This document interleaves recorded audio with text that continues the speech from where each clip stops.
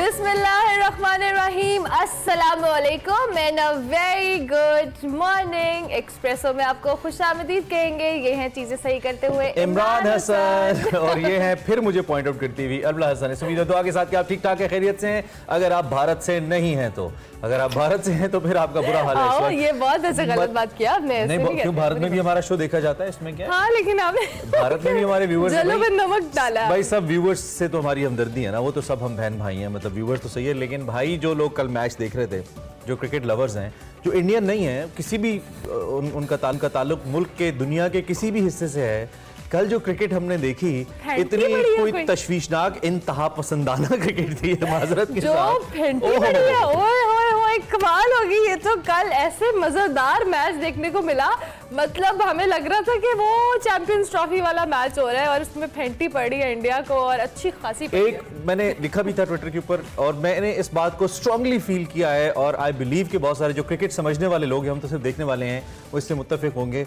जैसी बॉलिंग कल इंडिया ने की है, इससे हमारे लाहौर के गली मोहल्ले के लड़के अच्छी बॉलिंग करते हैं। जितनी आउट ऑफ द लेंथ, जितना वो प्रेशर के अंदर आए, भाई रन आपको पड़ रहे हैं ठीक है, लेकिन कम से कम आप अपनी लेंथ तो ना छोड़े। कम से कम कहीं ये तो एहसास हो कि आप सेमीफाइनल वर्ल्ड कप का खेल रहे हैं और एक इंटरनेशनल टीम के प्लेयर हैं। बुरी तरह से नाकाम हुए कल इब्रतनाक की शिकस्त हुई है कल इंडिया को। और अरला, ये सीरियस किस्म का सवाल है इंडिया के क्रिकेट स्ट्रक्चर के ऊपर कि वो किस किस्म की क्रिकेट लेके आ रहे हैं, अरबों रुपए लगा के क्रिकेट। 4 करोड़ बेईमानियां 9.5। ये वैसे आपको मैं जेन्युइनली बात बताऊं, कल वाकई हम सबको, जो भी एक्सपर्ट्स हैं, हम तो एक आम शहरी होने के, मैं इतनी टेक्निकलिटीज को नहीं जानती, बट स्टिल कल का क्रिकेट जो इंडिया ने कल खेली है बहुत डिसअपॉइंटिंग थी। इतनी अच्छी टीम से हम ये एक्सपेक्ट नहीं करते। हमने हमेशा इंडियन टीम की तारीफ की है कि बड़ी अच्छी स्ट्रॉन्ग टीम है। दो कल के मैच में बेचारों के साथ जो हुई, we feel sorry for them, but आप लोगों ने जिस ग्रेस की बात की थी, उसी ग्रेस के साथ हम फाइनल्स में आए। और आप उस ग्रेस से बिल्कुल भी नहीं गए भाई, आप बिल्कुल उस ग्रेस से नहीं निकले। आपके लिए तो एक जुमला ये है कि बड़े बेआबरू होकर तेरे कूचे से हम निकले।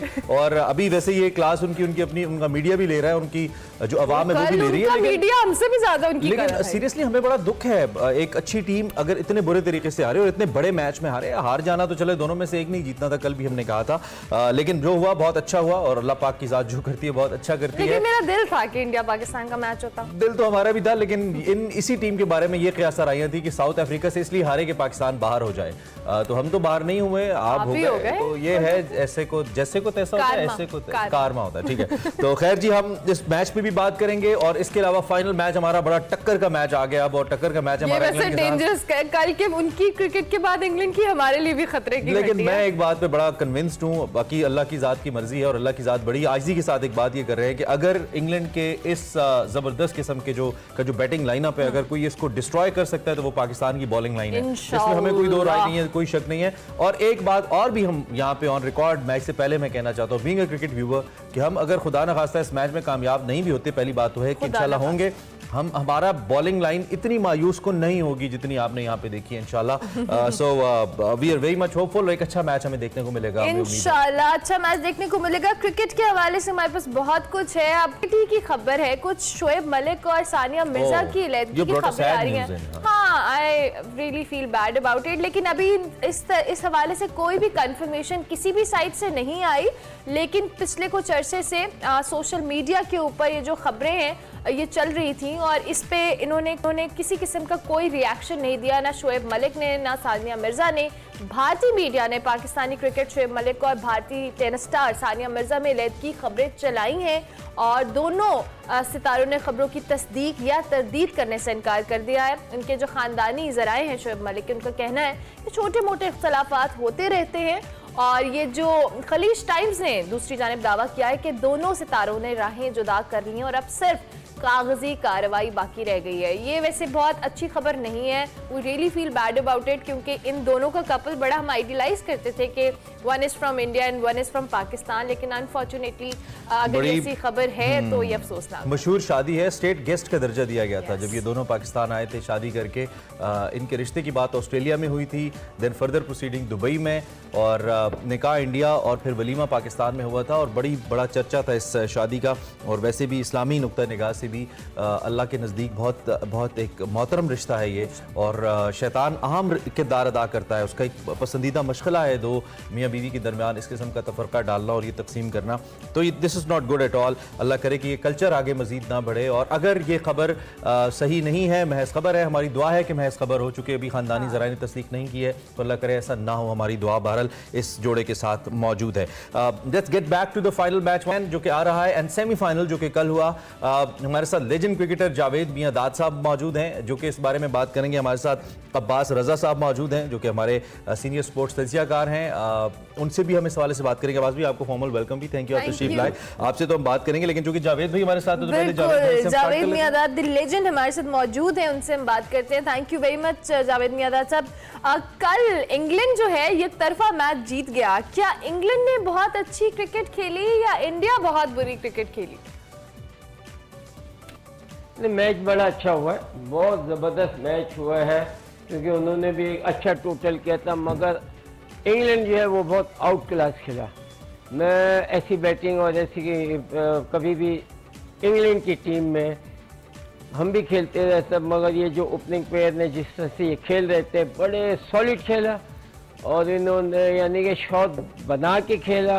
अच्छा, पैनिक कोई नहीं हुए, आराम से लेके गए, टारगेट से खेलते रहे, और बिल्कुल एक जो क्लास क्रिकेट खेली जाती है ना, और ये क्लास की तरह से इन्होंने बैटिंग की, और आपने देखा बड़े आराम से, इत्मीनान से, बड़ा कूल होके, कोई इनके चेहरे से या पैनिकिंग नहीं थे, पैनिक नहीं हुए, कुछ नहीं हुआ, आराम से बॉल टू बॉल खेलते रहे। और उनको जो सबसे बड़ी अच्छी बात जो थी, आप देखो उन्होंने अपना जो ओवर रेट जो था, रन रेट जो था वो मेंटेन नहीं दिया। बिल्कुल एक चौका मारते थे, एक चौका मारते थे, माने कि जो आस्किंग रेट था उसको कभी बढ़ने नहीं दिया, उसको इन्होंने विद इन रीच रखा, और इसी वजह से ये मैच जो है ना इन्होंने बड़े आराम से जीता। और दोनों टीमें उन्होंने भी बहुत अच्छा खेला। इंडिया को भी मैं कहता हूँ कि उनकी ठीक है, उनके पास इतनी अच्छी बॉलिंग नहीं थी, मगर कंपेयर टू ऑस्ट्रेलिया और इंग्लैंड जो है वो एक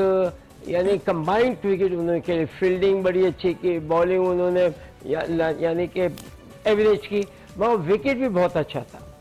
तो मैं यही कहूँगा कि देखिए मैच बहुत अच्छा हुआ, अवाम ने बड़ा एंजॉय किया, रन्स पे रन्स जो है ना वो क्रिकेट खेली गई, और टॉप क्लास क्रिकेट जो है। जावेद भाई, इंग्लैंड की तरफ से अवाम ने ज्यादा एंजॉय किया, भारत की अवाम तो में 5-7 ओवर्स के बाद गायब होना शुरू हो गई थी। उनकी आदत है, they can not see their team losing, so हम उनकी रिस्पेक्ट करते हैं, लेकिन वो तो ग्राउंड छोड़ रहे थे। खैर, भारत की बॉलिंग के बारे में जावेद भाई हमने बात की, आप लेजेंड क्रिकेटर हैं, आप बॉलिंग को बहुत बेहतर तरीके से समझते हैं। कल बुरी तरह नाकाम नजर आई, पेसर्स तो कहीं नजर नहीं आए हमें भारत के, इस पे आप क्या कहेंगे? क्या दबाव था बहुत ज्यादा या कोई और वजह? नहीं, प्लेयर अच्छा थे, प्लेयर अच्छा खेले, और लाजमी बात है कि इंग्लैंड, ऑस्ट्रेलिया, न्यूजीलैंड ये प्लेयर जो है टेक्निकली करेक्ट होते हैं। ये जो क्रिकेट बेसिक सिखाती है ना, they brought up like that, ये वो सीख के आते हैं। वेयर पाकिस्तान, इंडिया, श्रीलंका के भी बिल्कुल ठीक है, मगर बांग्लादेश, हमारे यहाँ लोग बेचारे लोग कहाँ खेलते हैं क्रिकेट। हमारे खास तो कराची में तो आपने देखा बेचारे रोडों पे, गलियों में, या कोई ग्राउंड ही नहीं, इस तरीके से ब्रॉटअप हो गया, और उसके बाद वर्ल्ड क्लास क्रिकेटर पैदा होते हैं पाकिस्तान। तो अगर फैसिलिटीज मिले तो आपको तो यानी जगह जगह पे है ना ऐसे टॉप क्लास मिले। इसीलिए ऑस्ट्रेलिया, इंग्लैंड वहाँ की एक सीजन चलता है, एक टाइम से हर स्पोर्ट्स होती है। विंटर में आप देखो फुटबॉल एंड रग्बी होती है, फिर उसके बाद हॉकी भी होती है उनकी, इसके बाद फिर क्रिकेट, समर आता है तो क्रिकेट खेली जाती है, और दूसरे गेम भी जो समर के होते हैं। तो स्पोर्ट्स लविंग कंट्रीज हैं, यहाँ एक सिस्टमेटिक बना हुआ है, जिसकी वजह से इनके प्लेयर जो हैं बड़े पॉलिश होके आते हैं और फिर छोड़ भी देते हैं, क्योंकि वहाँ के माँ बाप, मैंने बताया ना कि गवर्नमेंट है, they provide each and everything. तो जब भी प्लेयर देखता है कि हाँ यहाँ तक खेल लिया, आई हैड इनफ एवरीथिंग, वो अपनी फिर लाइफ एंजॉय करने के लिए है ना वो जल्दी रिटायरमेंट कर जाते हैं, छोड़ देते हैं, क्योंकि वो लाइफ को बहुत यानी कि अहमियत देते हैं। ठीक हो गया। कल जो हमने भारत की बदतरीन परफॉर्मेंस देखी, क्या हम ये समझें कि भारतीय मीडिया जितना अपनी टीम को बढ़ा चढ़ाकर दिखाता है या बताता है, उनके बारे में ये सब बातें हैं? बिल्कुल भारत का तो हमेशा मीडिया, देखिए मीडिया की क्रिकेट अलग होती है, मीडिया से खेलते रहे, लाजिम बात है ये इतनी बड़ी कंट्री है, इतनी आबादी है, तो यहाँ तो बातें ही होंगी बातों में, क्योंकि हर जगह देखो तो आपको सर नजर आते हैं। जब भी हम इंडिया जाते हैं हमें लाजिम बात है आप लगाएं कितने करोड़ की 100 करोड़ की आबादी, और उसके बाद मगर सबसे बड़ी ये होता है कि लुक एट पाकिस्तान और इंडिया, हमारी आबादी देखें और हम वर्ल्ड क्लास माशाल्लाह स्क्वॉश में, हॉकी में, क्रिकेट में, ऑल स्पोर्ट्स अब देखें तो पाकिस्तान टॉप पे है। इंडिया आई डोंट नो क्योंकि या तो क्रिकेट में उनका है, थोड़ा बहुत अच्छे निकलते आए, खेलते रहे, मगर बाकी उसमें हॉकी में थोड़े बहुत बेहतर, बाकी इतनी बड़ी कंट्री, इतना हर चीज होने के बाद इनके पास तो बहुत अच्छी क्वालिटी निकलनी चाहिए। ऐसा जैसा होना चाहिए था। और जावेद भाई आपने तो बड़ा बड़ा नमक छिड़का इनके जख्मों पे, मतलब आप तो एक आइकॉन रहे हैं ना इस हवाले से, बता के छक्के मारना एंड ऑल दैट। आप हमारे साथ ही रहिए जावेद भाई, such an honour to have you. इस वक्त हमारे साथ चूंकि अब्बास रजा भाई भी हैं, हम इनसे जरा बात करते हैं। अब्बास भाई, एक तो इस वक्त जावेद भाई की बातें आपने सुनी, ऑब्वियसली उनका जो तज्जिया एक सनद की हैसियत रखता है, लेजेंड क्रिकेटर है हमारे। आप एक जेनेरिक हमें सबसे पहले अपनी राय दें, कल के मैच को आपने देखा, being cricket viewer, being journalist, sports analyst, आप एक्सपेक्ट कर रहे थे कि इतना एक तरफा मैच होगा? हम तो नहीं कर रहे थे। नहीं, बिल्कुल कोई भी तो नहीं कर रहा था कि इतना एक तरफा मैच होगा, क्योंकि इंडिया ज़ाहिर है कि बड़ी टीम है, और ख़ास तौर पे पाकिस्तान टीम को जो पहले मैच में उन्होंने हराया, तो उसके बाद ज़ाहिर उनका मोराल जो है ये एक बहुत बड़ा मैच होता है, जीतने के बाद उनका हाई था। लेकिन ये सारा वर्ल्ड कप जो है बड़े अजीबोगरीब इसमें नताए जाए। इंडिया की टीम ने अगर पाकिस्तान को हराया था तो वो खुद बाहर हो गई है, और इसी तरह से आप देखें कि नीदरलैंड जो है उन्होंने साउथ अफ्रीका को बाहर किया जी।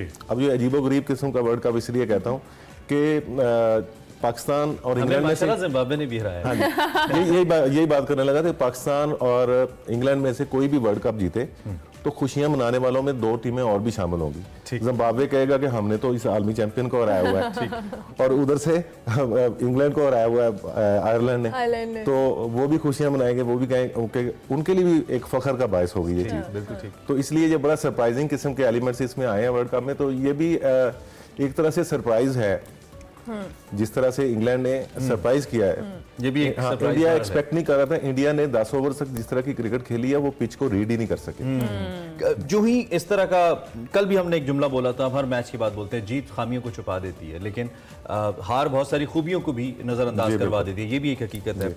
पहला क्रिटिसिज्म जो आता है वो कैप्टन के ऊपर आता है। दो के रोहित शर्मा खुद से उन्होंने कोशिश की, एक अच्छा स्टार्ट दिया, शुरू में अच्छी शॉट्स भी खेली कि एक स्कोर अच्छा बने, लेकिन बाद में मैं कुछ तज्जियाकारों को सुन रहा था, कुछ फॉर्मर क्रिकेटर्स भी थे, उन्होंने कहा कि शायद ये जॉब नहीं है रोहित शर्मा का जो वो कर रहे हैं, शायद हार्दिक पांड्या का ये जॉब हो सकता है जो ये कर सकते हैं। तो आपके ख्याल में क्या कैप्टन के ऊपर वाकई जो क्रिटिसिज्म है ये ठीक है, दुरुस्त है इंडियन कैप्टन के ऊपर? देखिए, कैप्टन ने तो लीड करना होता है और ज़ाहिर पॉलिसी देनी होती है, लेकिन बैटर्स की भी तो कोई जिम्मेदारी होती है। तो जिस तरह से 10 ओवर्स में इंडिया खेला है, वो मैं यही कह रहा हूँ कि पिच को रीड ही नहीं कर सके। क्रिस वॉक्स की जब गेंद पे राहुल आउट हुए हैं तो उससे अंदाजा हो गया था कि इस पे बाउंस है, तो डिफेंसिव माइंड सेट इस पे नहीं चलेगा। ये टिपिकली ऑस्ट्रेलियन पिच थी जिस तरह की होनी चाहिए। तो उस पिच को इंडिया ने जरा भी रीड नहीं किया, इंग्लैंड ने रीड किया, उन्होंने डेयर किया। एक हमारे पास टॉस जीत के ये डेयर किया उन्होंने कि टॉस जीत के हम चेज करेंगे। हमारे पास एक अपडेट लाइव वो भी ले लें और वापस हम दोबारा लिंक करते हैं। इस वक्त वज़ीर आज़म शहबाज शरीफ मौजूद है, वाने सदर में तकरीब हो रही है जहाँ पे chief justice Islamabad high court से हलफ बर्दारी उनकी हो रही है। आपको लाइव दिखाते हैं।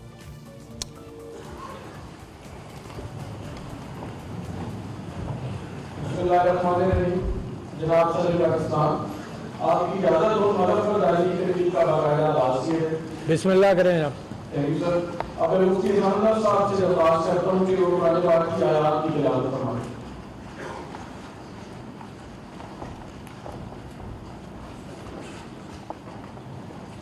अऊज़ु बिल्लाहि मिनश शैतानिर रजीम।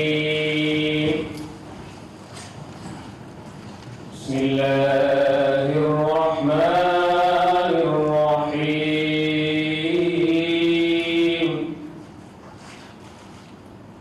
वला तक़रबू मालल यतीम इल्ला बिल्लती हिय अहसन। ऐवान सदर से मनाजिर आप देख रहे थे, जहाँ पे सदर मुमलिकत जनाब आरिफ अलवी जस्टिस आमिर फारूक साहब से बतौर chief justice Islamabad high court हलफ लेने जा रहे हैं। हलफ बर्दारी की तकरीब इस्लामाबाद में हो रही है, इसका अहवाल मजीद भी आपको दिखाएंगे। फिर वक्त वापस चलते हैं, हम बात क्रिकेट की कर रहे थे। बिल्कुल, वाजपेयी हमारे साथ मौजूद हैं।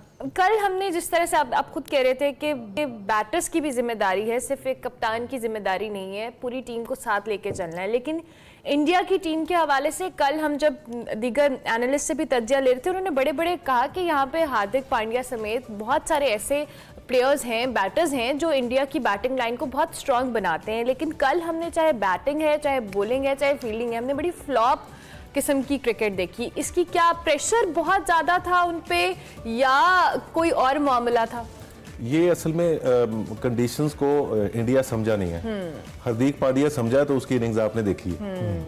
तो अगर ये जो जारहानापन इंग्लैंड ने शुरू में दिखाया, ये पिच 200 वाली थी, इससे 200 का कम स्कोर बनता ही नहीं था। ठीक, बिल्कुल ठीक। तो उन्होंने स्ट्रेटेजी अपनी जो है बड़ी स्लो रखी शुरू में, और उसकी सबसे बड़ी वजह, हाँ इस मामले में आप कह सकते हैं कि शर्मा जो है कसूरवार है कि जब टॉप पे परफॉर्मेंस नहीं होती, टॉप पे आप उस तरह की जो किलिंग इंस्टिंक्ट है वो नजर नहीं आती, तो उसकी वजह से ये प्रॉब्लम जो है वो फिर आगे तक चलती है। उसमें से फिर कोई एक आध रेडर आके जिस तरह हार्दिक पांड्या ने किया वो स्कोर कर दे तो ठीक है, अदरवाइज तो इनका 150 भी होता नजर नहीं आ रहा था।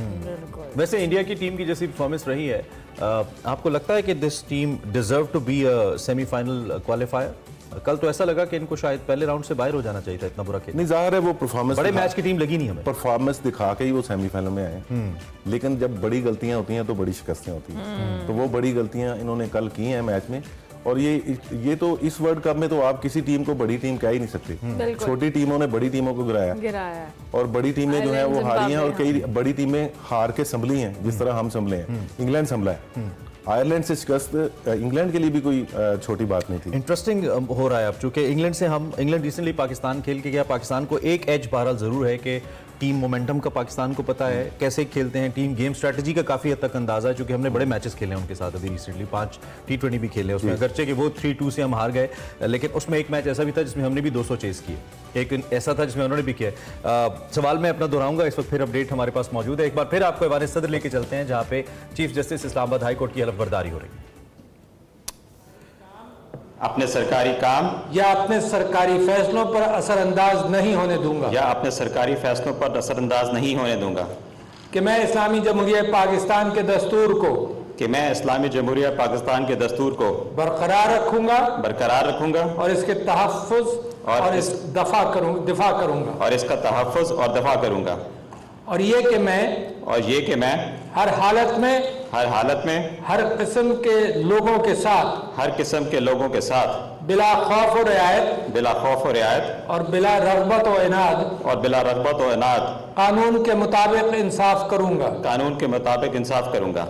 अल्लाह ताला मेरी मदद और रहनुमाई फरमाए, आमीन। Thank you.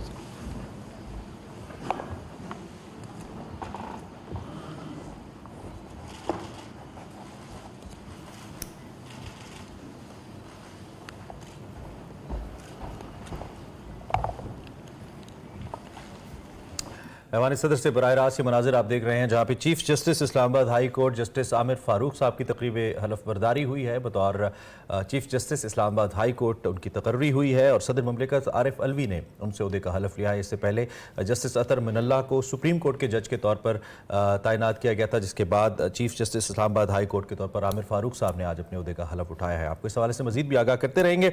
Let's get back to the cricket again and I hope कि अब कोई न्यूज़ अपडेट नहीं आएगी। हमारी क्रिकेटिंग डिस्कशन में इंटरप्शन नहीं होगी, बट स्टिल जी जावेद मियादाद साहब हमारे साथ मौजूद हैं, अब्बास रजा साहब भी हैं। जावेद मियादाद की जानिब जाते हैं।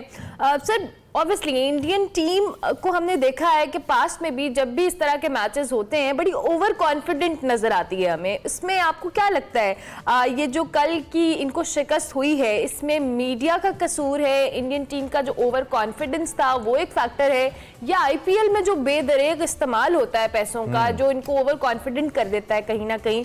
इनमें से कौन सी ऐसी रीजन है जिससे इंडिया को कल ये फेस करना पड़ा? देखिए, मीडिया ने अपना काम करना होता है। मीडिया के स्पोर्ट्स में मीडिया के ऊपर ना जाए, वो इसलिए कि मीडिया जो है अच्छा करते हो अच्छा लिखती है, बुरा करोगे वो फिर उसी तरीके से बुरा लिखती है। तो आप क्या चाहेंगे? यानी कि अगर मैं बिलीव करता हूँ कि अगर मैंने अच्छा नहीं किया और मेरे बारे में आ रही है, मैं उससे नसीहत लेता हूँ। मैं बोलता हूँ नहीं बिल्कुल, इन्होंने जब मैंने किया ही नहीं है तो मैं क्या एक्सपेक्ट करूँ कि मेरी तारीफ लिखें? तो सारी दुनिया में इस तरीके से है, खास तौर इंडिया पाकिस्तान के अलावा आप इंग्लैंड, न्यूजीलैंड, ऑस्ट्रेलिया, वहाँ क्रिटिसिज्म ऐसा होता है कि लाजमी आता है, फ्रंट ऑफ एवरीबडी होता है और वहाँ कोई माइंड नहीं करता, उनको वो एक्सेप्ट करते हैं और उसको लेते हैं कि हाँ मैंने अच्छा नहीं किया तो क्या मेरे लिए मीडिया जो है वो अच्छा लिखेगी? नहीं, उनके ऊपर भी ड्यूटी है, उनको भी मुनासिब बातें जो है वो जरूर लिखनी चाहिए ताकि उन चीज़ों से प्लेयर सीखे, उसको पॉजिटिव ले। अगर मेरे खिलाफ कोई चीज़ आती थी तो मैं सोचता था कि मैं अब रॉन्ग करके दिखलाऊंगा इनको, मैं इनको आई विल बाउंस बैक, उनको अपने ये लफ्ज खाने पड़ेंगे, आई विल शो यू, इस किस्म की होती है। तो ये चीज़ बड़ा अच्छा, अगर अखबारों में मीडिया अगर कहती है तो मैं प्लेयरों को कहूँगा ना इसको सीरियस ले। अगर आपने अच्छा नहीं किया तो कोई क्या अच्छा नहीं लिखेंगे, वो बुरा लिखे या जो भी लिखे, आप अपने काम से काम रखे, अच्छा करते हैं, ये सर पे उठाते हैं। लेकिन वो कहते हैं ना आईना उनको दिखाया तो बुरा मान गए, वो अक्सर हमारे प्लेयर्स जावेद भाई बुरा मान जाते हैं। आपकी बात ठीक है, लेकिन दूसरी जानिब इसमें कोई शक नहीं है कि भारतीय टीम की तबाही की बहुत हद तक जिम्मेदार IPL है। इस पर हम किसी और दिन बात करेंगे। फिल वक्त मेलबर्न है, 2022 है, 30 साल पहले आप 1992 की उस टीम का अहम हिस्सा थे जो कि वर्ल्ड कप जीत के आई थी। वही ग्राउंड है, वही ओपोनेंट टीम है, प्लेयर्स ओबियसली नए हैं। आप बाबर आजम, खास तौर पे हमारे जो बैट्समैन हैं, बीइंग अ लेजेंड बैट्समैन, आप क्या जावेद भाई उनको मशवरा देंगे इस वर्ल्ड कप फाइनल के लिए? देखिए मैंने मेहनत करें, क्रिकेट को बड़े सोच समझ के खेलें। क्रिकेट ये ऐसा गेम है कि आपको बड़ा सीरियस लेना पड़ता है, आउट भी हो जाए नहीं भी हो वो चीज़ें, ये पार्ट ऑफ गेम है। मगर आप अपने अंदर कॉन्फिडेंस रखें। आप पहले जो भी, अगर जैसे सुबह जो भी टीम आएगी आपके खिलाफ, आपको चाहिए कि उनके बॉलर को असिस्ट करें कि वो क्या करेंगे, क्या करते हैं, क्या नहीं करते, अपना माइंड बनाएं और जाके है ना आप आराम से खेलें, कोई पैनिक ना हो, कोई उनको ना उस लेवल पे नहीं। हाँ, क्रिकेट में दोनों टीमें फाइनल में आई हैं तो लाजिमात अच्छा खेल के आई हैं, तो उससे बड़ा फर्क पड़ता है। तो आपने अच्छा परफॉर्म करना पड़ेगा क्योंकि सामने जो टीम आई है बहुत अच्छा खेल के आ रही है, तो हमें अपनी देखनी है। तो मैं पाकिस्तान टीम को कहूँगा कि देखें आप अपनी एवरेज से चले, विकेट इन हैंड रखें, आप पैनिक ना होना। अगर आपके एक ओवर में सब 10 चाहिए और 6 रन हुए, doesn't matter, keep going, keep going. होता है क्या, 1 ओवर 2 ओवर 4 ओवर में पता चला कि 8 रन आप पीछे हुए, मगर वो 2 बॉल के 8 रन आएंगे, 2 चौके लग जाए या 1 छक्का लग जाए 2 रन। तो इस तरीके से मैं तो कैलकुलेट करता था, कैलकुलेशन करता था कि ऐसा वक्त आएगा मुझे 3 बॉलों पे 3 ये करने, उसके बाद again I will be back in the game. मगर टाइम टू टाइम ओवर जब कम हो जाते हैं तो आपका हर चीज एक मेंटली आप बड़े स्ट्रॉन्ग होते जाते हैं और फ्री होते जाते हैं, यानी आपको बड़ा दिलेरी से खेलना शुरू हो जाते हैं, क्रिएटिव होकर खेलना पड़ता है। एक बैट्समैन के लिए भी बड़ा इंपॉर्टेंट होता है। बात सब एट द एंड कोई जो आपको लगता है पाकिस्तानी टीम को क्या अपने दिमाग में रख के खेलना चाहिए इंग्लैंड के खिलाफ, क्योंकि बड़ी अच्छी क्रिकेट हमने के लिए की है। पाकिस्तान टीम को ये सोच के खेलना चाहिए कि हम जिन टीमों को गिरा के आए हैं ये उनमें से एक है। ये कतई नहीं सोचना चाहिए कि जिन टीमों से हम हार के आए हैं ये उनमें से एक हो सकती है। सबसे पहली चीज जो है वो कॉन्फिडेंस है। कल का मैच हेल्प करेगा पाकिस्तान को जी, कॉन्फिडेंस है। पाकिस्तान अगर ये याद रखे कि मेलबर्न में ही पाकिस्तान अगर इंडिया से हार गया था, तो पाकिस्तान ये भी याद रखे कि इंग्लैंड भी यहाँ हारा है। ठीक है, और thank you very much for your presence and thanks to Javed Miandad, the legend. You are legend for a reason Javed भाई। जब आप एक्सप्लेन करते हैं बैटिंग को, यकीन मानिए बहुत ही जबरदस्त, हमें समझ भी आती है और अच्छा भी लगता है। Thank you so very much Javed Miandad साहब, साबिक पाकिस्तान के कप्तान, और अब्बास रज़ा साहब स्पोर्ट्स एनालिस्ट हमारे साथ मौजूद थे। हमने क्रिकेट पर बात की, पाकिस्तान की टीम के लिए बेस्ट विशेस है। Once again it's a match की तरह देखेंगे और इंशाल्लाह जीतेंगे वर्ल्ड कप। इंशाल्लाह। ब्रेक लेंगे जी, ब्रेक के बाद हाजिर होते हैं। Welcome back to Expresso. ये मैंने नहीं करना था, मैंने भी करना था। चलो ठीक है, दोनों का हो गया। सेगमेंट सफर ए शर्त देखना है हमने, जहां पे जी फित्री हुस्न आपको दिखाते ही रहते हैं, लेकिन आज फित्री हुस्न जमाल का एक मुंह बोलता इस्तारा है। इसका नाम है खिलती झील। आई होप वकार भी मैं सही पढ़ रहा हूँ, वकार भी वहां पे मौजूद है और क्या खूबसूरत जगह है, दिखाइए।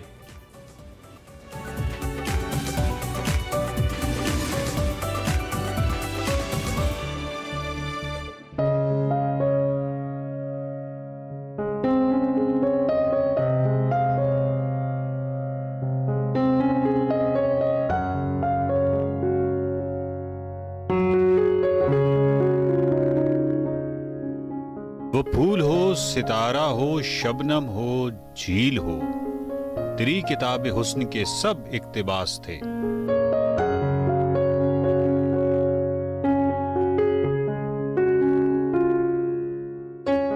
वादी गिजर की किताब हुस्न का एक इक्तिबास खलती झील है। खलती झील गोपत से सिर्फ 20 से 25 मिनट पर वाक़ है। खलती झील दुनिया में हुस्न जमालियात का एक बोलता हुआ इस्तारा है।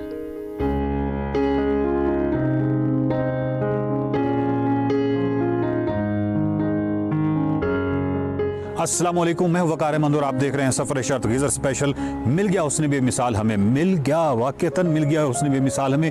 इसकी सबसे बड़ी जो अलामत है उसने बेमिसाल की, इसका जो सबसे बड़ा सबूत है, मैं उसके किनारों पे खड़ा हूँ और जो सबसे बड़ा सबूत है वो क्या है? वो खलती झील है।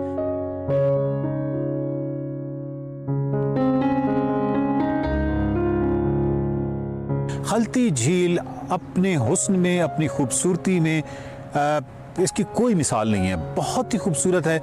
इसकी बहुत सारी वजूहात हैं कि हम खलती जो झील है उसको जो रेट है उसको हाई रेट क्यों कर सकते हैं हम। इसकी बहुत सारी वजूहात हो सकती हैं। उसमें सबसे बड़ी वजह तो ये है कि ये एक्सेसिबल है। ये बिल्कुल साथ गिजर रोड जा रही है और गिजर रोड से जैसे ही आप उतरते हैं, गिजर रोड के एक्चुअली आप जब साथ चल रहे होते हैं तो वो सारी झील आपको नज़र आ रही होती है। लेकिन अगर आप नहीं रुकते तो ये बहुत बड़ी गलती करते हैं। उसकी वजह यह है कि आप बहुत खूबसूरती और बहुत सारा हुस्न जो फितरी है उसको आप ना सिर्फ मिस करते हैं बल्कि आप निकल जाते हैं आगे फंडर की तरफ। लेकिन यहाँ पे मेरा ख्याल है कि आपका 1 या 2 दिन का क़याम बनता है खलती झील पे।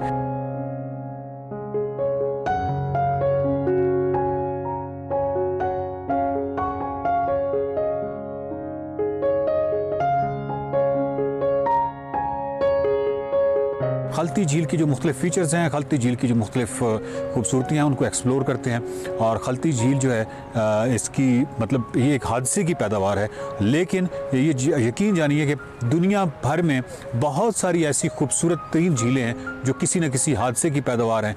लेकिन ये ज़रूरी नहीं है कि हर हादसे की पैदावार जो है वो जो झील है वो इतनी खूबसूरत हो जितनी खलती लेक है या खलती झील है।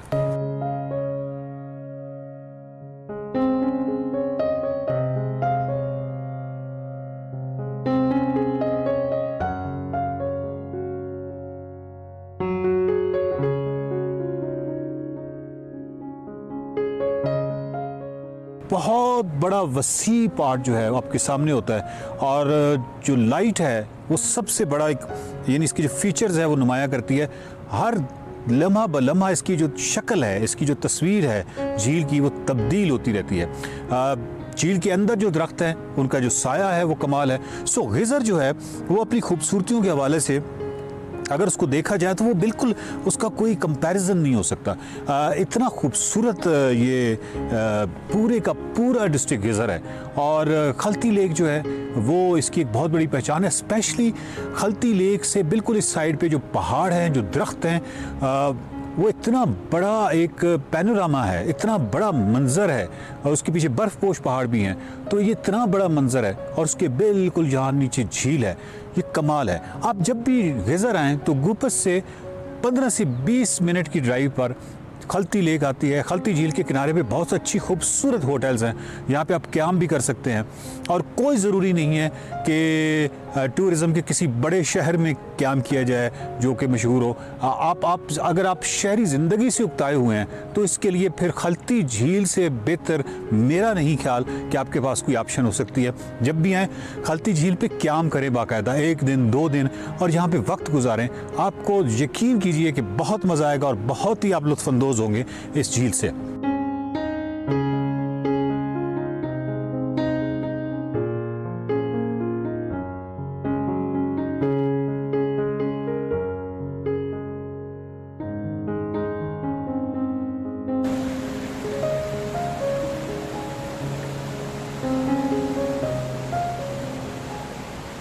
ये जो मेरे पस मंज़र में आप देख रहे हैं ये खलती झील का स्पिलवे है और यहाँ से जो पानी है वो आगे निकल रहा है। हादसे की पैदावार थी, यहाँ पे बहुत बड़ा मलबा और उसके बाद ये खलती लेक बन गई। ये वो जगह है, यहाँ से पानी निकल रहा है। इस तरह की जो झीलें होती हैं उनका जो स्पिलवे होता है, यहाँ से ये पानी ड्रेन होता है, ये बाहर निकलता है ऐसी जगहों पे पहुंचना अमूमन बहुत मुश्किल होता है, लेकिन इस झील की जो सबसे खूबसूरत चीज़ है वो ये है कि ये बिल्कुल साथ ही आप सड़क से नीचे उतरते हैं और ये स्पिलवे है। ये जगह है जहाँ से ये पूरी झील का पूरा झील जो है पीछे उसका एक बहुत बड़ा फैलाव है और यहाँ से जितना भी पानी है बाहर निकल रहे हैं और बहुत ही कमाल, यानी यहाँ पे बड़ा यूनिक एक आपको एक्सपीरियंस होता है। एक तो ठंडक का, क्योंकि वो पानी ठंडा है और आप एक ऐसी जगह पे खड़े होते हैं जहाँ पे झील का एक बहुत बड़ा पार्ट जो है आपके पीछे है। और दूसरी जो सबसे खूबसूरत चीज़ है कि आप वो जो पानियों का शोर है यहाँ पे वो बड़ा कमाल है।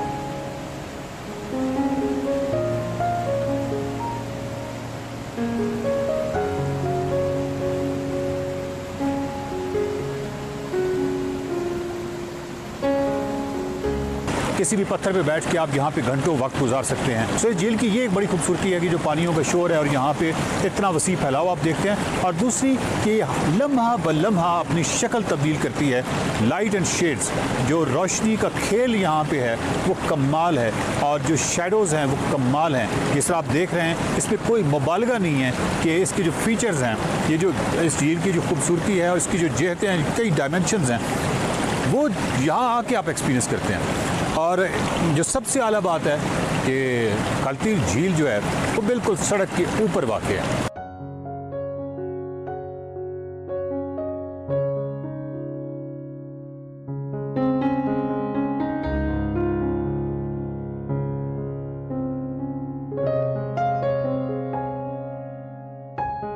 खलती झील का माहौल परिंदों की चहचहाहट से भरपूर है। झील के दामन में तैरती ट्राउट मछलियां हैं और रोशनी झील की चादर पर अजब खेल खेलती है। जब भी वादिये गुजर जाएं तो खलती झील की सुबह, दोपहर, शाम और रात जरूर देखिए। ये जिंदगी के बड़े तजर्बात में से एक तजर्बा होगा।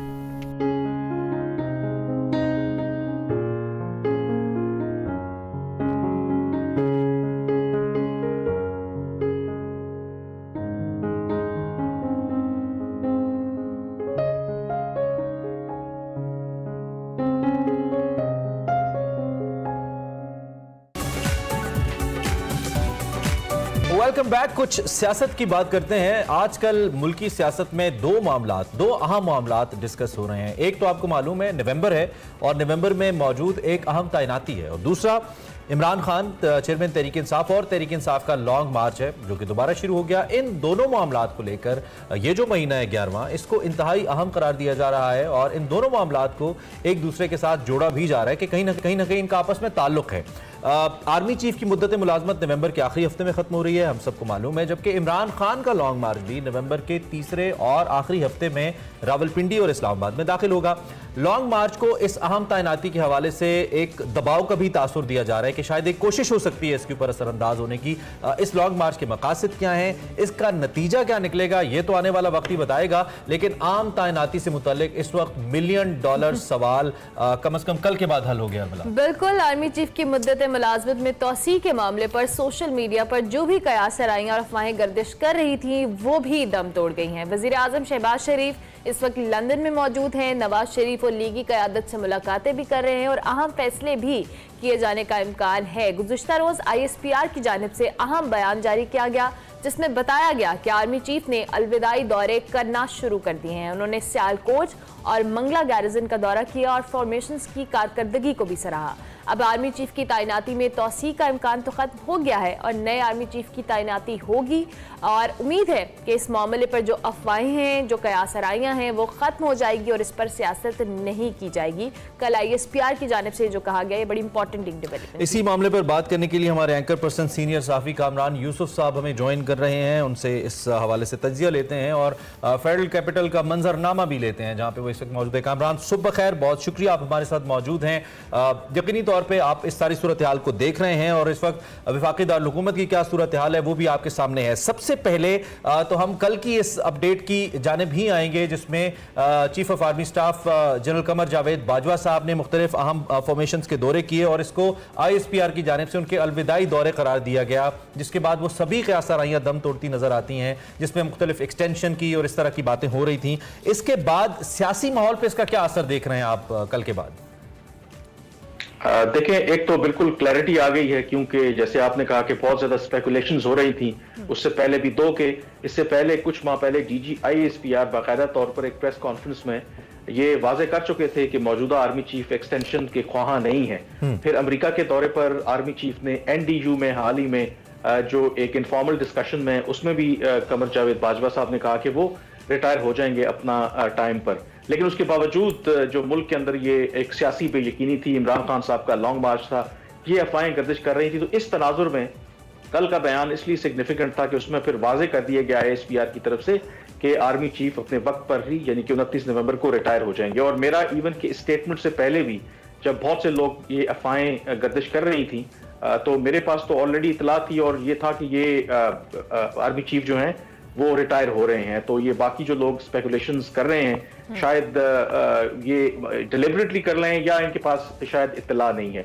तो कम से कम ये अब एक बहुत चीज वाजे है। और इमरान खान साहब मेरे ख्याल में कहीं ना कहीं अगर आर्मी चीफ की जो तैनाती पर असर अंदाज होना चाहते थे, अगर वो उस हद तक कामयाब ना भी होते, तो शायद उनका ये डेफिनेटली, बल्कि उन्होंने एक इंटरव्यू में इजहार भी किया था कि मौजूदा आर्मी चीफ को बेशक एक शॉर्ट एक्सटेंशन दे दी जाए। तो ये मेरे ख्याल में इमरान खान साहब के लिए भी एक सेटबैक है, क्योंकि अब ये चीज तो वाजे है कि अनलेस बारिंग एनी मिरेकल, मौजूदा गवर्नमेंट या मौजूदा जो प्राइम मिनिस्टर हैं वही नए आर्मी चीफ की तैनाती करेंगे। तो इस लिहाज से तो कम से कम जो एक डायरेक्शन है वो बड़ी वाजे है, बड़ा क्लियर है कि इमरान खान साहब का जो लॉन्ग मार्च है उसका जो अगर एक ये मकसद था वो कामयाब होता नजर नहीं आता। यानी कामना कह रही हैं कि जिस तरह से इस लॉन्ग मार्च को, जो कि नवंबर के आखिर में ही इस्लामाबाद पहुंचने का इम्कान था, और दूसरी जानिब जो अहम तैनाती थी, इन दोनों को जो आपस में जोड़ा जा रहा था, इसका असर भी ज़ाहिर हो गया। और इमरान खान साहब को कहीं ना कहीं इस लॉन्ग मार्च के हवाले से एक सेटबैक भी हुआ है, क्योंकि जो भी आप अभी इस हवाले से बता रहे थे कि उनके दिमाग में था या उनकी स्ट्रैटेजी का हिस्सा था कि कुछ अरसे के लिए उनको एक्सटेंशन मिल जाती। सो ये जो लॉन्ग मार्च पे इसका आप इम्पैक्ट होता हुआ देख रहे हैं?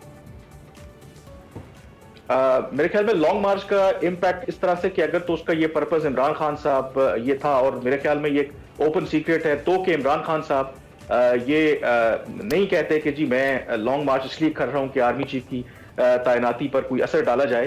हालांकि ये सब जानते हैं, वो तो ये कहते हैं कि जिसको मर्जी लगा दें आर्मी चीफ कोई भी हो, लेकिन फिर ये भी एतराज करते हैं कि नहीं, मौजूदा गवर्नमेंट को ये इख्तियार नहीं है, या वो ये चोर डाकू हैं, ये क्यों आर्मी चीफ जो है वो नया तैनात करें। तो जाहिर है कि उनके लॉन्ग मार्च पे इस लिहाज से असर होगा। और मेरे ख्याल से ये गवर्नमेंट की तरफ से और ISPR की तरफ से या आर्मी की तरफ से ये मैसेज भी है, क्योंकि 2-3 रोज पहले जो कोर कमांडर का इजलास हुआ था, ये उसके बाद ये स्टेटमेंट जारी हुआ है। और उसमें मेरी भी ये इत्तला है कि उसमें बड़ा वाज़ेह तौर पर जो कोर कमांडर के अंदर ये इत्तेफाक राय पाया गया है इजलास में कि लॉन्ग मार्च हो या शॉर्ट मार्च हो, जो अफवाज पाकिस्तान है, ये जो एस्टेब्लिशमेंट है, वो आइन और कानून के दायरे में रहते हुए अपना किरदार अदा करती रहेगी। और अगर लॉन्ग मार्च के नतीजे में मुल्क के अंदर कोई इंस्टेबिलिटी या इकोनॉमिक इंस्टेबिलिटी पैदा करने की कोशिश की गई, तो जो आइन के अंदर उनको किरदार दिया गया है वो सिविलियन गवर्नमेंट की मदद करेंगे। तो ये एक मैसेज इमरान खान साहब के लिए भी है कि अगर आप असरअंदाज होना चाहते हैं तो उसमें आप कामयाब नहीं होंगे। कामरान, आपका एक वर्किंग रिलेशनशिप भी रहा है और आप ऑब्वियसली एस्टैब्लिशमेंट और जो दीगर इस तरह की इंटरनल अहम मामलात हैं उसको बहुत बेहतर तरीके से समझते हैं। एक तो ये कि अब अगर इस अहम तैनाती के हवाले से ये क़यास-आराइयाँ दम तोड़ी हैं, तो आपको इमरान खान की एक स्टेटमेंट याद होगी जिसमें उन्होंने कहा था कि ये अपनी पसंद का आर्मी चीफ लगाना चाहते हैं, जिसमें उन्होंने कंट्रोवर्शियल करने की कोशिश की थी तमाम उन ऑफिसर्स को जो कि इस वक्त एलिजिबल हैं to be the chief of army staff, और जिस पर उन पर बड़ी तनकीद भी हुई थी कि सभी मुहब्बे वतन है, किसी के ऊपर कोई इल्ज़ाम कैसे लगा सकता है कि ये बेहतर है और ये बेहतर नहीं है, ये तो इदारे का फैसला है और जिसने फैसला करना है प्राइम मिनिस्टर पाकिस्तान का प्रोगेटिव है। एक तो क्या उस स्टेटमेंट का भी कोई असर हुआ है जो आपने कोर कमांडर्स डिसीजन के हवाले से बात की, नंबर 1। नंबर 2, लंदन में मौजूद है शहबाज शरीफ साहब और बड़ी स्पेकुलेशंस की जा रही है, कुछ पाकिस्तानियों को इसमें भी तशवीश है कि जी पाकिस्तान के फैसले लंदन में क्यों हो रहे हैं और ये सबसे अहम फैसला है पाकिस्तान की सिक्योरिटी को लेकर। क्या लंदन में आपकी इत्तलात के मुताबिक किसी नतीजे पे पहुंच पाए हैं प्राइम मिनिस्टर और उनके बड़े भाई फॉर्मर प्राइम मिनिस्टर, जिनके हवाले से कहा जा रहा है कि बड़ा कलीदी रोल है उनका इस डिसीजन के अंदर? देखिए, जहां तक पहले सवाल का तस्करा है कि इमरान खान का स्टेटमेंट का आपने जिक्र किया, मेरे ख्याल में जो एस्टेब्लिशमेंट है या फौज है वो चाहती थी कि आर्मी चीफ की जो तैनाती है वो किसी कंट्रोवर्सी का शिकार ना हो, और इसीलिए अगर आप देखें तो आर्मी चीफ के साथ इमरान खान साहब की ईवान सदर में 2 मुलाकातें भी हुई, कोई बैक चैनल भी इनके दरमियान चलते रहे, और उसका एक जो फोकस था वो यही था कि इमरान खान साहब का जो लॉन्ग मार्च था और जिस तरह की वो सियासत कर रहे हैं वो उसको टाइम ना करें with the appointment of the new army chief. लेकिन इमरान खान साहब ने शायद उस पर बात नहीं सुनी, तो फिर इसी वजह से जो मेरे ख्याल में जो फौज है, जो कोर कमांडर का जो इजलास हुआ है उसमें उनको अपना मौक़िफ़ जो है वो थोड़ा बिल्कुल वाज़ेह करना पड़ा और फिर ISPR का स्टेटमेंट भी आया है। तो बाकी बिल्कुल ये बिल्कुल जो हुकूमत वक्त होती है, पसंद नापसंद अपनी जगह पे, जाहिर है कि उनका इख्तियार है। इमरान खान साहब जो प्राइम मिनिस्टर इमरान खान साहब होते तो वो भी देखते कि उनकी प्रेफरेंस क्या है। डेफिनेटली आप देखते हैं कि इतनी इंपॉर्टेंट तैनाती है, क्या उनके ख्यालात जो नया आर्मी चीफ है उनसे मिलते हैं, क्या उनकी पॉलिसी से वो अलाइन है। तो इस पर ये आप नहीं कह सकते कि बाकी जिनको नहीं वो सिलेक्ट करेंगे तो शायद वो मुहिब्बे वतन नहीं है या उनके अंदर कोई खराबी है। आपने अपनी टीम सिलेक्ट करनी होती है जिस तरह बाकी लोगों को सिलेक्ट करते हैं, तो वो भी अपनी पॉलिसी को सामने रख के आप करते हैं। तो डेफिनेटली ये इमरान खान साहब का बयान जो है कोई it doesn't make any sense. बाकी जो लंदन में आपने मुलाकातें का जिक्र किया, मेरी कल ख्वाजा आसिफ साहब से बात हुई थी इस हवाले से, तो उन्होंने ये कहा कि अभी कोई हतमी फैसला नहीं हुआ, डिलिब्रेशंस जारी हैं। तो अगर कोई हतमी फैसला होगा भी तो मुझे नहीं लगता कि लंदन से उसका ऐलान होगा। आर्मी चीफ का जो भी कैंडिडेट एक इसी में कमरान वो होगा क्लोजेस्ट टू द डेट। एक ज़िमनी सवाल ये कि आपके ख्याल में क्या ये फैसला हुकूमत को जल्द कर लेना चाहिए, नाम सामने आ जाना चाहिए, since it's clear that General Bajwa is not going to stay anymore, वो अपनी डेट के ऊपर रिटायर हो रहे हैं, तो क्या आपको लगता है कि हुकूमत को ये फैसला जल्दी कर लेना चाहिए? अगर हुकूमत ये फैसला जल्दी करे तो क्या ये जो पॉलिटिकल क्योस है इसमें कमी आएगी, या फिर आपको लगता है कि नहीं हुकूमत को अभी एट द डे एंड वक्त देना चाहिए इस फैसले को? आप क्या समझते हैं?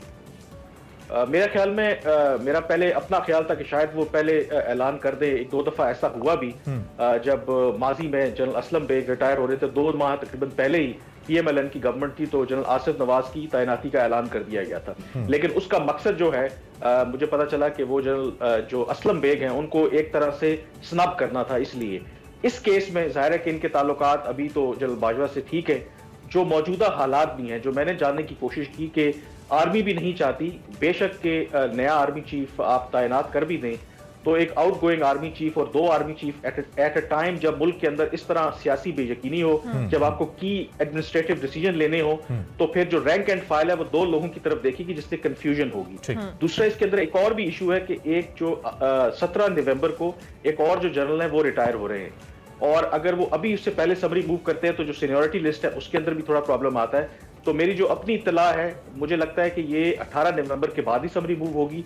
और जो उसका ऐलान है शायद एज यूजुअल जो 2013 और 2016 में हुआ था 2-3 दिन पहले ही होगा, उससे पहले नहीं होगा। ठीक हो गया। कामरान, दूसरी जानिब अब लॉन्ग मार्च की तरफ भी आए तो इमरान खान साहब ने दोबारा लॉन्ग मार्च शुरू कर दिया है, लेकिन वो अभी खुद इसकी क़यादत नहीं करे, शाह महमूद कुरैशी साहब इसकी क़यादत कर रहे हैं। और हमने देखा कि लॉन्ग मार्च कुछ अच्छे नोट पर लास्ट टाइम पोस्टपोन नहीं हुआ था, और ये जब दोबारा से शुरू हुआ है तो आपको लगता है कि जो कारकुनान हैं या जो लोग हैं उनको मोबिलाइज करना इमरान खान साहब की अदम मौजूदगी में तहरीक इंसाफ की जो दूसरी क़यादत है उसके लिए कितना चैलेंजिंग होगा, और जो मकासद का जिक्र इमरान खान साहब बार बार कह रहे हैं कि उस लॉन्ग मार्च के थ्रू हासिल करेंगे, क्या वो मकासद हासिल हो पाएंगे?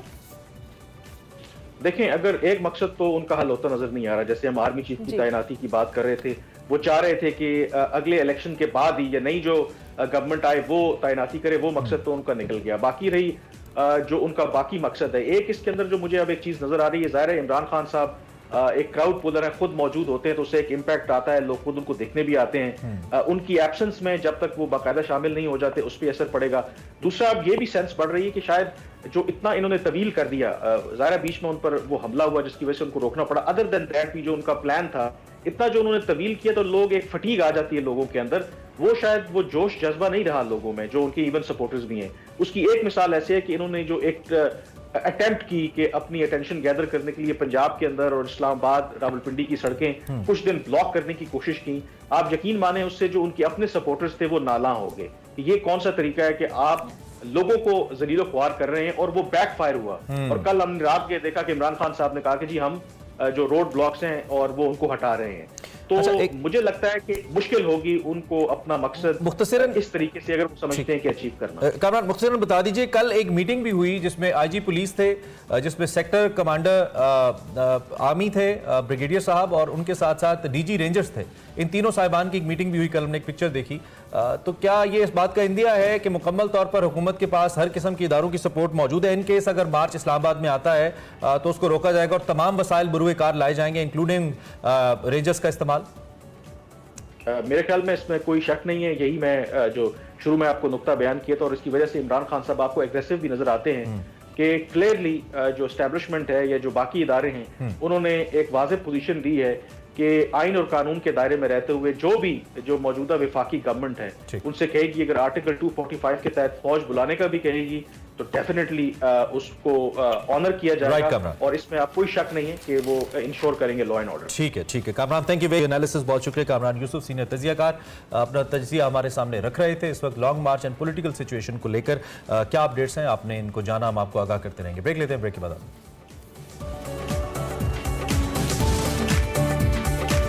Welcome back to Expresso program में। आगे बढ़ते हुए बात कर लेते हैं एक और पाकिस्तानी हीरो की, एक्सप्रेसो हीरो की। इनफैक्ट पाकिस्तानी एक ऐसे नौजवान हमारे साथ मौजूद हैं, अगर ये कहा जाए कि दुनिया के बेहतरीन तेज़ तरीन दौड़ने वाले अशखास में से एक हैं तो ये गलत ना होगा, जो कि रवा माह इस्तांबुल में हुई मैराथन के 44th एडिशन के अंदर ये 27,000 अफराद जिनमें शामिल थे, उसमें ये 52वें 52nd नंबर पे ये आए हैं। मगर अगर हम ओवरऑल इनका बैकग्राउंड देखें या इनकी स्टोरी देखें, the way he reach to this particular point, ये बड़ी इंटरेस्टिंग है और कुछ हद तक गम जदा कर देने वाली भी है। कराची में एक फर्नीचर मार्केट में काम करते हैं, ताल्लुक इनका भावलपुर से है, रोज़गार कमाने के लिए कराची में गए और वहीं पे मुकीम है। और इस इवेंट के बारे में इनसे पूछेंगे ये वहाँ तक कैसे पहुँचे, इसके पीछे क्या मेहनत है, क्या स्टोरी है, ये सब कुछ बताने के लिए इस वक्त मोहम्मद सज्जाद हमारे साथ मौजूद है। मोहम्मद सज्जाद, आपको हम खुश आमदीद कहेंगे। Thank you very much. कैसे हैं आप, खैरियत से हैं? आपका भी बहुत शुक्रिया, मैं बिल्कुल ठीक हूँ, आप सुनाए कैसे हैं? बिल्कुल ठीक। मोहम्मद सज्जाद, सबसे पहले तो अपने इस मैराथन के हवाले से बताएं जिसमें आपने पार्टिसिपेट किया, देन हम आपके इस स्ट्रगल को भी डिस्कस करेंगे जिस तरह से आपने इस मैराथन में हिस्सा लिया। कैसा लगा वहाँ जाकर और इस मैराथन में पार्टिसिपेट करके? मुझे अल्हम्दुलिल्लाह बहुत ही अच्छा लगा, क्योंकि मैं फ़र्स्ट टाइम किसी दूसरे मुल्क गया बाहर और मुझे ये मैराथन करने का मौका मिला, तो मेरे लिए तो और मेरे ख़ानदान के लिए और सबसे बड़ी बात कि पाकिस्तान के लिए तो बहुत ही बड़ी बात थी। सज्जाद, हम गए इस्तांबुल का, ठीक है, बड़ा मुश्किल होता है। आप तो जैसे हमें पता चला है फाइनेंशियली कुछ मामलात इतने ज़्यादा अच्छे नहीं हैं कि आप खुद से अपने आप को अफोर्ड कर सकते या स्पॉन्सर कर सकते, तो ये कैसा हुआ कि आपने दूसरे मुल्क में जाके मैराथन में परफॉर्म कर लिया, पार्टिसिपेट कर लिया और फिर 52nd पोजीशन भी ले ली 27,000 लोगों में से? बिल्कुल सही कहा आपने, वाकई ये बहुत मुश्किल होता है। काफ़ी तनकीद सही, मुश्किल हालात देखे, फिर कराची में, मगर जब मैंने रनिंग स्टार्ट की है और कुछ ऐसे लोग जो आपको भेज सकते हैं, उन्होंने मिल मिलाकर हेल्प की, मुझे भेजा। ख़ास तौर पर प्लाटिनम फिटनेस का नाम है इसमें काबिल ज़िक्र, और मेरे ग्रुप CV रनर्स का, जिन्होंने मुझे भेजा, ये मौका दिया, और ये लाइफ चेंजिंग एक्सपीरियंस रहा मेरे लिए। ठीक हो गया। सज्जाद, ऑब्वियसली जब आप मैराथन में पार्टिसिपेट करते हैं, आपका स्टेमिना, उसके लिए आपकी तैयारी बड़ी ज़रूरी होती है। सो कैसे आप जो प्रैक्टिस कह लें मैराथन के लिए, किस तरह से आप करते थे? क्या आपकी फ़िज़िकल एक्टिविटी थी कि आपने जाके वहाँ पे पार्टिसिपेट किया?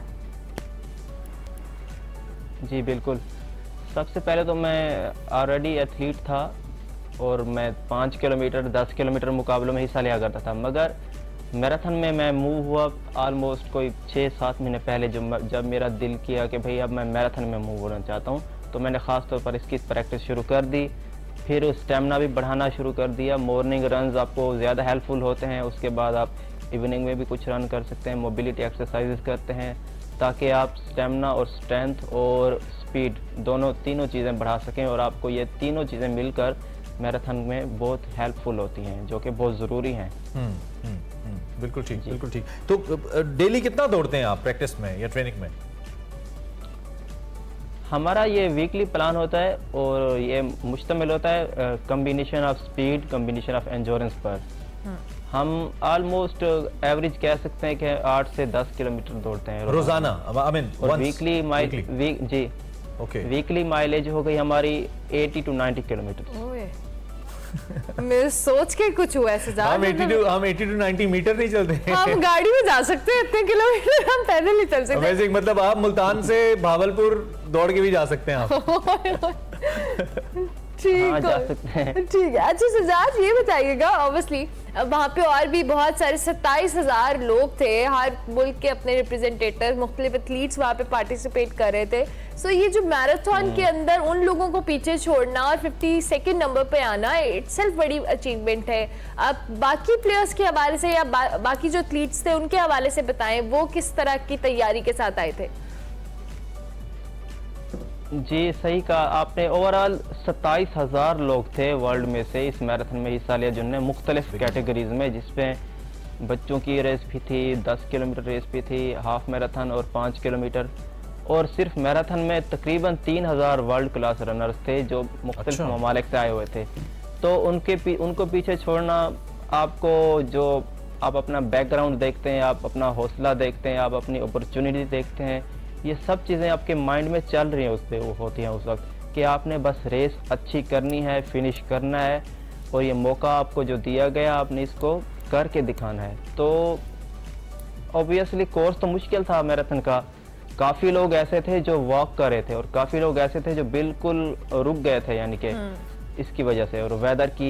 और ये फासला कितना था सजाद, कितने किलोमीटर था ये फासला होता है मैराथन का 42.195 किलोमीटर, ऑलमोस्ट 42.200 मीटर हो गया ऊपर। अच्छा जी। और ये मुसलसल आपको रनिंग करनी होती है ओब्वियसली पोजीशन में आने के लिए, तो हाउ रनिंग करनी है मुसलसल। तो how do you build this stamina यार? मतलब हम तो 2-3 चक्कर किसी ग्राउंड के लगा ले तो हम जाते हैं, हम सीढ़ियां चढ़ जाते तो हम जाते हैं। True that. तो स्टेमिना बिल्ड करने के लिए क्या कोई खास टेक्निक है, कोई ट्रेनिंग है, कोई खुराक है, या क्या है? हाउ टू स्टैमिना हो या ज़िंदगी कोई ऐसी बात हो जो आप अचीव करना चाहते हैं, आपको कंसिस्टेंसी चाहिए, मुसलसल जिद्दोजहद चाहिए, मेहनत चाहिए, आपको लगन चाहिए, आपने रोज़ाना वो चीज़ करनी है, क्योंकि slowest is the fastest process to get anywhere. कि आप मुसलसल बढ़ते रहें तो आप पहुंच जाएंगे बिल्कुल।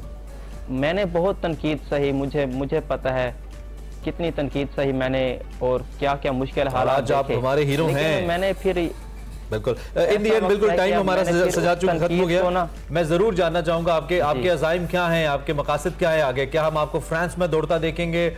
कहाँ मैराथन मजीद आप कहाँ जाना चाहते हैं? क्या गोल्स हैं आपके?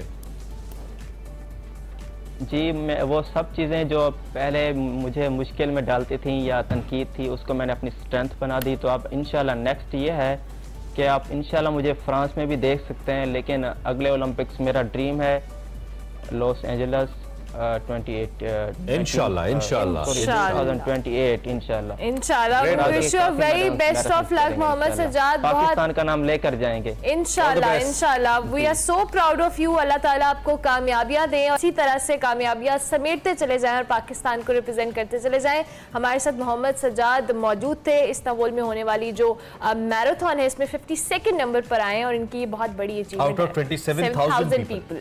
सो उनसे हमने बात की। अभी हम एक ब्रेक लेंगे, ब्रेक के बाद हाजिर।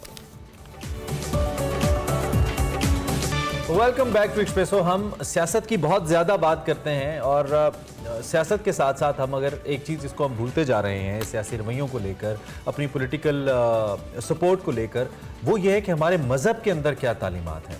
हमारा मज़हब इस सारी सूरत हाल के अंदर, क्योंकि अल्टीमेटली हमारा मज़हब भी आज़ादी इज़हार राय भी देता है, अपने हुक्मरान के इंतखाब और उसका इंसाफ और एहतसाब करने का हक भी हमें मज़हब देता है, लेकिन क्या वो at the cost of social injustice होना चाहिए या मुआशी बिगाड़ के कीमत पे होना चाहिए? हमने सोचा कि एक नशिस्त इस पर रखी जाए और हमारे रवैयों में ये जो तेज़ी आती जा रही है और एक दूसरे का ख्याल करना हमने छोड़ दिया है बतौर मुसलमान और पाकिस्तानी, इस पे हम बात करें। प्रोफेसर नासिर महमूद साहब को हमने दावत दी है, इस्लामी स्कॉलर हैं, आप इनको जानते हैं। हम प्रोफेसर साहब से ज़रा ये जानने की कोशिश करते हैं कि रवैये क्यों हैं और इनसे कैसे निपटा जाए, इनसे कैसे निकला जाए। प्रोफेसर साहब थैंक यू वेरी मच, आप हमारे साथ मौजूद हैं।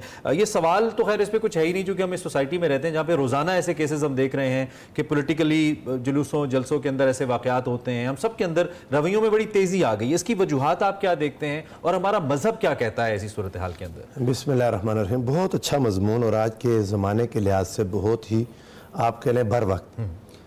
बुनियादी बात जो मैं समझ सका हूँ इमरान हसन साहब, वो ये कि हमारे मुल्क में सियासत डेवलप ही नहीं हुई और सियासत आवाम तक आने के रूट लेवल तक पहुंचने के बजाय कुछ लोगों में बंद होकर रह गई, जागीरदारों में, सरमायादारों में, मिलिट्री डिक्टेटर्स में ऐसी बंद होकर रह गई कि कुछ एक खास तबके के लोग हैं जो सियासत तक महदूद हो गई है, खास तबके के लोग हैं जो उसमें जा सकते हैं।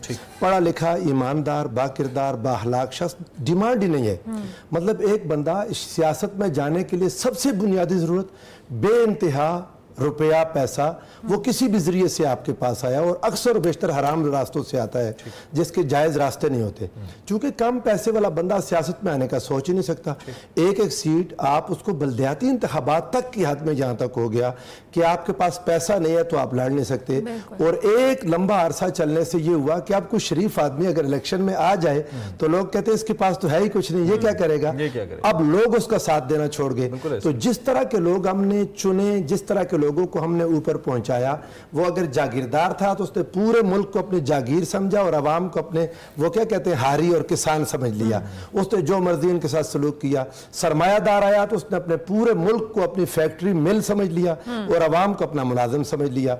मिलिट्री डिक्टेटर्स ने सियासत की, अगर वो आए तो उन्होंने पूरी प्लाटून समझ लिया पूरे मुल्क को और आवाम को अपने जूनियर समझ लिया कि वो यस बॉस करते रहे। नतीजा क्या निकला? नतीजा ये निकला कि हमारे मुल्क में लोगों के अंदर एक दूसरे को, अब जो सियासतदान हैं, अब हम इनकी तरफ आते हैं कि चले अच्छा या बुरा जो लोग हमें मुयस्सर आ गए, अब इनके रवैये क्या हैं। पहली बात याद रखनी चाहिए जो आपने इंट्रो में बड़ी खूबसूरत बात कही, इस्लाम सियासत की तालीम देता है और सियासत का माना होता है मुल्क को चलाना। कानत अंबिया बनी इसराइल तसूसहुम, अंबिया बनी इसराइल सियासत करते थे। फिरौन ने भी सियासत की, सैयदना मूसा अलैहिस्सलाम भी सियासत करते थे। नमरूद की भी सियासत थी, सैयदना इब्राहिम अलैहिस्सलाम की भी सियासत थी। इधर अबू जहल सियासत कर रहा था, अब्दुल्ला इब्न उबई रअसुल मुनाफिकीन वो सियासत कर रहा था, तो रसूलुल्लाह सल्लल्लाहु अलैहि वसल्लम भी सियासत कर रहे थे। इस्लाम ने जो सियासत का एक रंग दिया वो खिलाफत राशिदा में हमें नजर आता है। अफसोस यही है कि वो लंबे अरसे तक हमारे पास भी नहीं चल सका। 30 इयर्स ऑफ खिलाफत राशिदा बंद हो गया वहां पर।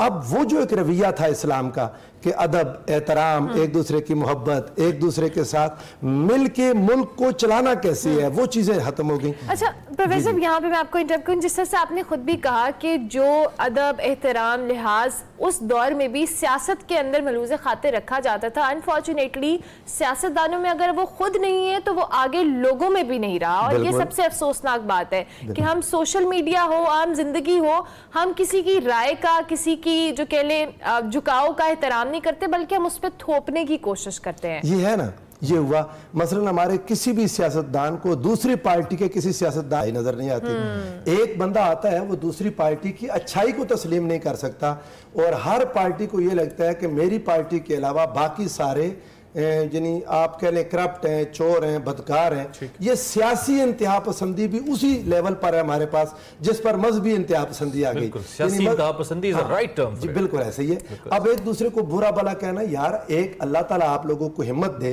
कि आप कहें कि ये बुराई है लेकिन उस बंदे में ये अच्छाई भी है। आपको अगर ये देखें और फिर प्रोफेसर कतगलाबी की इजाजत एक तरीका कार मौजूद है ना, वो तरीका कार ये है कि आपने अपनी राय का इजहार करना है। आप जब राय के इजहार का वक्त है आप जरूर करें।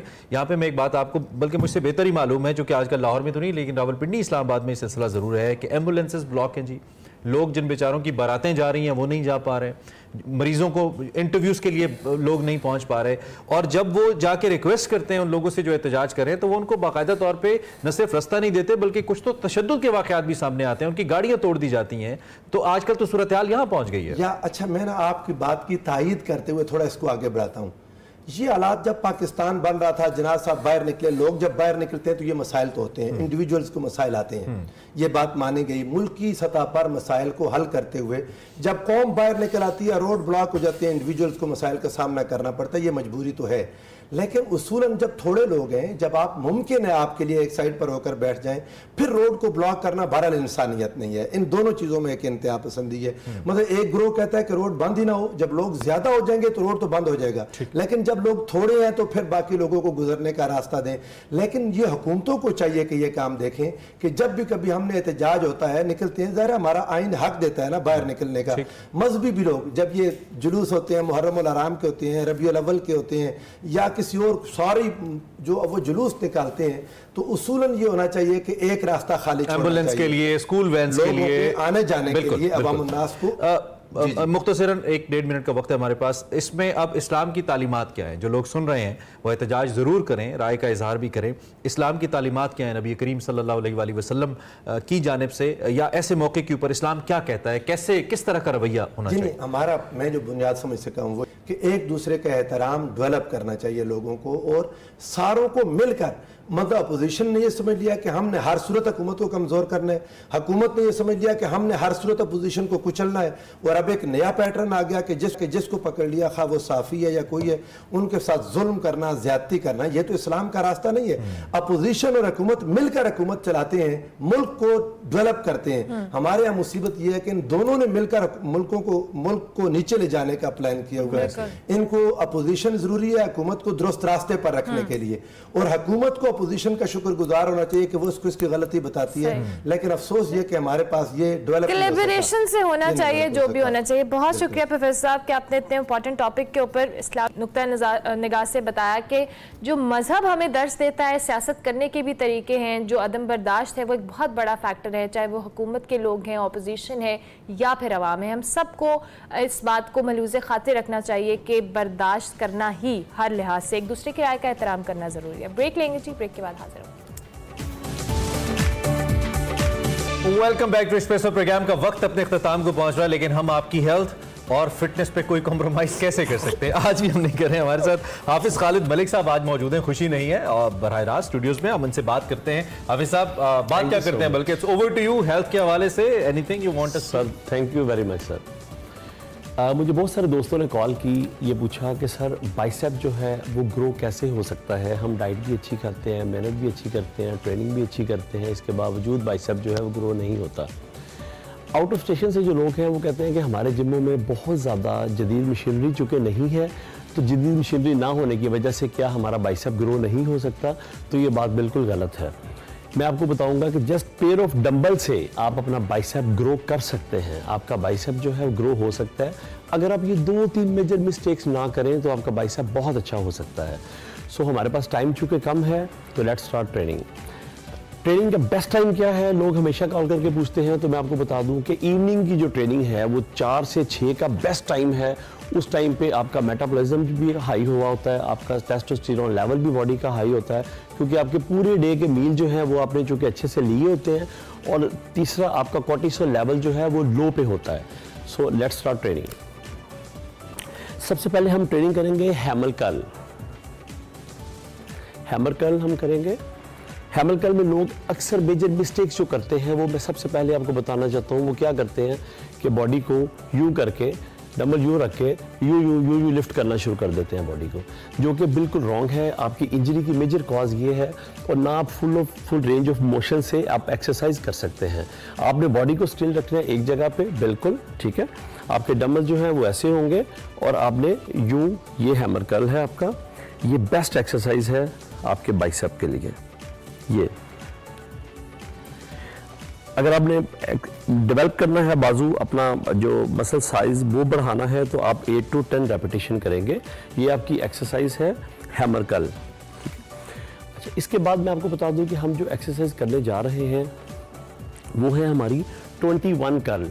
अमूमन वैसे 21 कर्ल जो है, चूँकि हम रॉड के साथ करते हैं, बहुत सारे बिगिनर जो हैं वो एंगल जो है उसका वो ये करते हैं, कोई इसको बाहर की तरफ मूव कर रहा होता है, कोई अंदर की तरफ मूव कर रहा होता है, जिससे आपकी बाइसेप की शेप जो है वो ख़राब हो जाती है। आपने बाइसेप की जो 21 कर्ल है उसका बेस्ट एंगल ये है, ये वैसे रॉड के साथ होता है, चूँकि मैं डंबल के साथ कर रहा हूँ, तो आप रॉड के साथ भी कर सकते हैं, डंबल के साथ भी कर सकते हैं। आपने अपनी चेस्ट को लिफ्ट रखना है और कोर को टाइट रखना है। मेक श्योर फर्स्ट कि ट्रेनिंग कोई भी हो, आपका कोर हमेशा टाइट होना चाहिए। आपका कोर मसल टाइट होगा तो आपकी स्पाइन में कभी भी पेन नहीं निकलेगी। ये आपकी बेस्ट एक्सरसाइज है बाइसेप की 21 कर्ल। इसको आप सिंगल भी परफॉर्म कर सकते हैं, 1 2 3। आपने 10 रेपिटेशन करनी है। टाइम शॉर्ट होने की वजह से मैं इसको शॉर्ट कर रहा हूँ। आपने इसको डबल भी कर सकते हैं। आप इसको, ये डबल आपकी 21 कर्ल होगी। इसके साथ मैं आपको बता दूं कि हम कर सकते हैं कंसंट्रेशन डंबल। कंसंट्रेशन डंबल एक बेस्ट एक्सरसाइज है जो आपको बॉडी में आपका जो मास गेन करने में, आपका जो बाइसेप है उसको बढ़ाने में खूबसूरत ट्रेनिंग है। सिर्फ एंगल आपका अच्छा होना चाहिए और उसमें आपने मेजर मिस्टेक नहीं करनी। उसके लिए ये है कि आप छोटा स्टूल लेंगे, चूँकि स्टूल बड़ा है मैं इस पर नहीं बैठ रहा, आप छोटा स्टूल लें, इसको यहाँ रखें। बहुत सारे लोग मेजर मिस्टेक ये करते हैं कि अपनी जो एल्बो है उसको अपनी थाइज के साथ टच करते हैं। आपने एल्बोज जो है वो थाइज के साथ टच नहीं करनी, आपने अपना जो ट्राइसेप है इसको थाइज के साथ टच करना। ये बहुत सारे लोग एक और मिस्टेक ये करते हैं कि आपका डंबल जो है वो सेंटर से पकड़ते हैं। आपने डंबल जो है उसको सेंटर से नहीं पकड़ना, आपने डंबल जो है उसको साइड से पकड़ना है। ठीक है, ये देखें,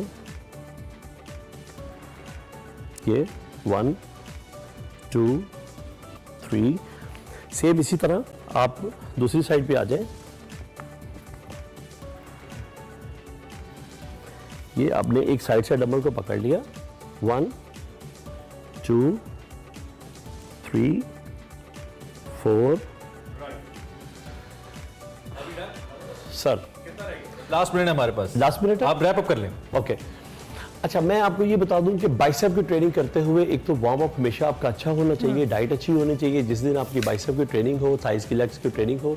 थैंक यू सो मच, हम आते रहेंगे आपके लिए अच्छी अच्छी वीडियोस और जी। सॉरी कि टाइम हमारे पास कम है, लेकिन हम क्योंकि हाफिज साहब हमारे साथ है तो आपको बताते रहेंगे जी। फिल वक्त के लिए इतना ही कोशिश जरूर कीजिएगा, जो पोजीशन, जो मूव्स, जो पोस्चर्स बताए हाफिज साहब ने, उस पर आप जरूर अमल करें, उससे जरूर आपको फायदा होगा। प्रोग्राम बिल्कुल खत्म हो गया, मंडे को मिलेंगे, मैच है संडे को। All the best to team Pakistan, इंशाल्लाह। अल्लाह हाफिज।